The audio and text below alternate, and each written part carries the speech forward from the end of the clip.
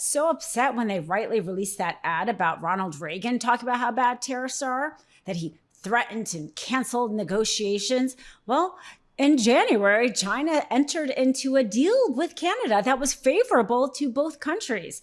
Canada had once had a 100% tariff on the electric vehicle market coming out of China. They've reduced that significantly. And China then reduced tariffs on Canadian goods.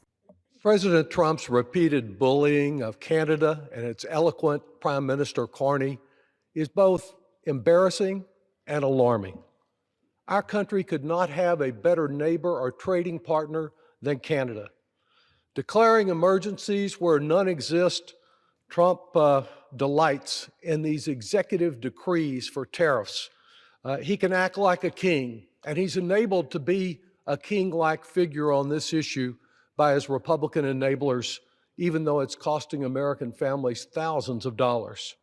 76,000 American manufacturing jobs lost amidst Trump chaos. Small businesses losing out if they don't have a lobbyist who can go to Mar-a-Lago and bargain with Trump.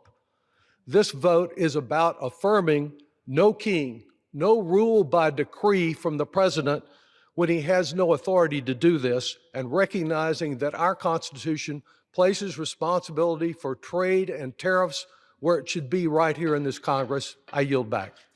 The fact is, Trump tries to act as if we're the only consumer or only manufacturer of products, and we're just not.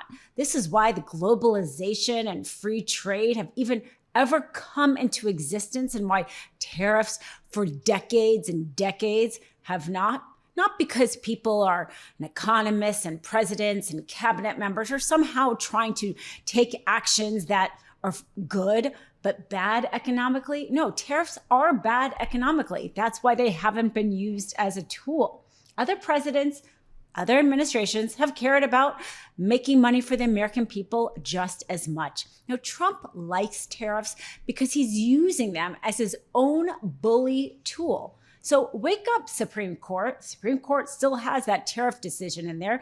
They heard the oral arguments in early November, and it seemed like most of the justices didn't like the fact that an act that was put forward after actions by Richard Nixon, Congress was trying to rein in presidents from unilaterally putting forth tariffs because they didn't like what Richard Nixon had done, is now being used by Trump, that same act being used by Trump, to somehow justify him unilaterally imposing tariffs. This was rightly called out by Justice Ketanji Brown Jackson.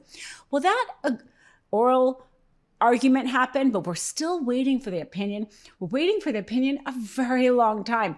In the meantime, every time that Trump uses those tariffs as his own bully tool, when he tells everybody that he's, imposing those tariffs on Switzerland because he doesn't like the way the person talked to him, it shows how much this isn't about national security, but about his own ego. And